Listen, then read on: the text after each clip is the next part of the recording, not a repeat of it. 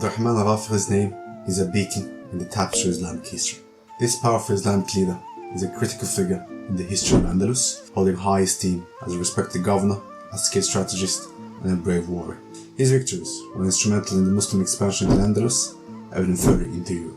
The Battle of Tours is perhaps his most famous confrontation, where he remains an enduring hero and martyr. This remarkable man spearheaded the Islamic foray into Al-Andalus, leaving a lasting mark on the history of Muslim Spain and Portugal and southern France. Abu Sa'id al-Rahman ibn Abdullah al-Ghafiqi ibn al-Aqi, better known as al-Rahman al-Ghafiqi, was a member of the second generation from Muslims, the Tabi'in. His lineage traces back to the Ghafiqi tribe, which has produced many eminent figures in Islamic scholarship and warfare. Among them, al-Rahman al-Ghafiqi stands out as one of the bravest and most accomplished military leaders in leading significant Islamic conquests. Al-Rahman was born in Yemen and was deeply immersed in the Islamic sciences from an early age. He memorized the noble hadith from several companions of the Prophet, peace and blessings be upon him, most notably the venerable companion Abdullah ibn Umar. He then trained in horsemanship and the arts of warfare and was one of the greatest fighters of his time, demonstrating exceptional skills in leadership and strategic planning. He served as governor of Al-Andalus twice, with his first term beginning in 721 and his second term starting in 730. Al-Rahman al-Ghafiqi was marked by strength, courage, intelligence, strategic planning, and determination. He was well-mannered, and these qualities were largely derived from Islamic upbringing at the hands of the companions of the Prophet. As a virtuous man with an admirable biography, he held several periods of governorship in Al-Andalus. He frequently launched campaigns against the Romans, was fair in the distribution of spoils of war, and was well known for his virtue. Al-Rahman was one of the prominent, just, and competent governors of Al-Andalus. He stood out for his leadership, strategic planning skills, and the ability to balance his available forces against his desired objective. His military capabilities becomes evident in the successful withdrawal of the Muslim army in the city of Toulouse. He was a man of exceptional military and administrative skills, organizing the affairs of the state, reforming governance and management systems, and appointing competent individuals to the positions suitable for their capabilities. He was against injustice and aggression. During his conquest, he restored churches and properties to Christians, was fair in taxing position, cared for army organization and reform, fortified Islamic bases and borders, and assembled the greatest Muslim army that ever marched to France. Al-Rahman al-Ghafiqi started his path to leading the Islamic army in Al-Andalus by becoming an expert in warfare. He moved from Yemen to Damascus, and Sulaiman ibn al-Malik was the caliph. The caliph was really impressed with his work and gave him a top job in the palace. Al-Rahman al-Ghafiqi didn't want to stay in the palace. He felt it was too limiting and it didn't match his skills, hopes, and wishes to serve the Muslims and get closer to Allah. At that time, Al-Andalus was a popular place for those seeking to participate in jihad, even though there were other open fronts. Al-Andalus was liked for its beautiful scenery, many resources, and war treasures. However, Al-Rahman didn't care about those material things. He was instead motivated by his passion for jihad and wanted to join his Ghafiqi tribe, who were already there in big numbers. He asked his caliph if he could go to Al-Andalus, and when he got permission, he left. Al-Rahman became part of the Muslim fighters and proved his bravery and expertise. This made people take notice, and he gradually moved up in the army.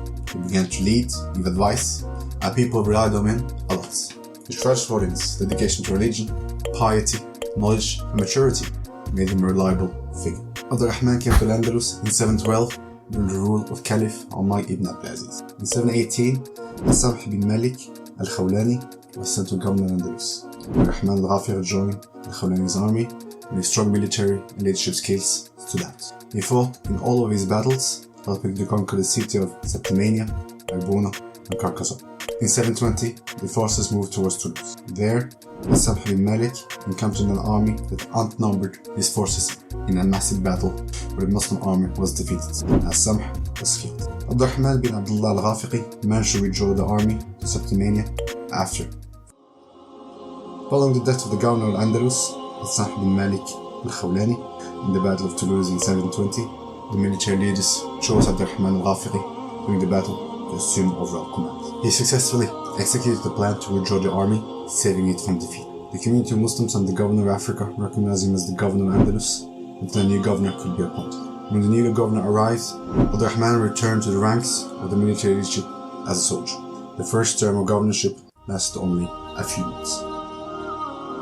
Al-Rahman al-Ghafiqi became the governor of Andalus again in 730, after getting approval from Caliph Hisham ibn Abdullah. This was 10 years after his first term, during which 6 different governors presided over Al-Andalus. In his second term, al-Ghafiqi focused on getting the province affairs in order, setting up fair rules and quelling internal strife and disagreements. This made his rule and the army restructured stronger.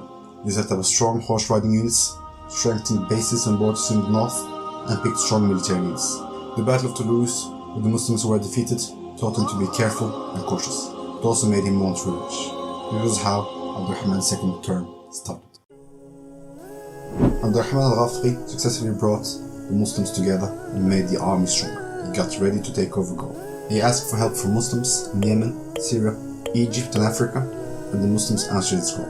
His army grew to between 70 and 100,000 soldiers. In 732, al-Ghafiqi took his army north, going through Aragon and Navarre, and made it into France, heading for the city of Var. He won a tough battle against Odo, the Duke of Aquitaine, and took the city. He then moved west and took the city of Aquitaine. Odo tried to stop the Muslims, but lost, and his army fell apart. Abdurrahman then took his army to the city of Burgundy, and he took the cities of Lyon and Bordeaux. He made it as far as the city of Sens, which is only 150 kilometers from Paris. In just a few months, Abdurrahman had taken over half of southern France, from east to west. As he continued to conquer, the Duke of Aquitaine pulled back and asked Charles Martyr, the ruler of Frankish Empire, for help. He warned Charles Martyr about the dangerous Muslim army moving to Europe. In response, Charles gathered a big army of Gauls and Germans to fight against Abdurrahman's Ghafiqi's army and try to halt his conquest. The internal conflicts among Arabs, Berbers, and Arabs themselves were escalating within the Caliphate. These conflicts caused disturbances that affected the unity of the Islamic army. Seeing the Muslim army making progress in Europe and winning many battles, Odo, the Duke of Aquitaine, asked Charles Martel, the Emperor of France, for help. In 732, Charles Martel gathered a bigger army than the Muslims had. The two armies fought in a battle that lasted for 9 days until the Frankish army started to get tired. The Muslims fought bravely and almost won, but the Frankish army was able to get to the treasures that were being kept behind the Muslim forces. The Muslim horsemen left the battle to protect the treasures, which caused problems and confusion in the Muslim army. Abdurrahman al-Ghafiqi tried to get the battle under control and went to the front lines to bring his army back together, but was fatally hit by an arrow. When Abdurrahman al-Ghafiqi was hit by an arrow and fell from his horse, his army became more confused and scattered. The Franks took advantage of this, and the battle became more intense. The Muslims stayed in the fight until it got dark, and the two armies split up. The Muslim leaders decided to pull back without a clear win. Charles Martel, fearing a potential ambush and deception by the Muslim forces, also retreated. The brave commander and governor, Abdurrahman al-Ghafiqi, was martyred on the battlefield of Tranquility. He achieved martyrdom in a notable battle against the Franks. Abdurrahman al-Ghafiqi feared only God and was not intimidated by an army. The life of Abdurrahman al-Ghafiqi contains several lessons that can be applied to our everyday life. Number 1. Overcoming adversity. Al-Ghafiqi's resilience in the face of numerous challenges, both internal and external, serves as a reminder that adversity is a part of life. It's not about avoiding it, but how we respond to it that truly counts. The ability to persevere and stay focused on our goals despite setbacks is a valuable quality. Number 2. Effective leadership. Al-Ghafiqi's leadership skills reminds us of the importance of inspiring and uniting others towards a common goal. In our personal lives, this can translate into leading a team project, at work, fostering a harmonious family. Leadership isn't about being in charge, it's about guiding others towards a common goal. Number 3. Strategic thinking. Al-Ghafiqi's strategic acumen is a reminder of the importance of planning and foresight in achieving our goals. Whether it's charting a career path, planning a project, or managing finances, strategic thinking plays a crucial role. Number 4. Courage and bravery. Al-Ghafiqi's bravery in the face of formidable challenges serves as an inspiration. In our own lives, this can translate to standing up to our beliefs, taking calculated risks, or stepping out of our comfort zones to achieve goals. Number 5. Commitment to values and principles. Al-Ghafiqi's deep commitment to Islam can be a reminder for us to stay loyal to our own core values and principles, to strive to live in alignment with them. Number 6. Learning from failures.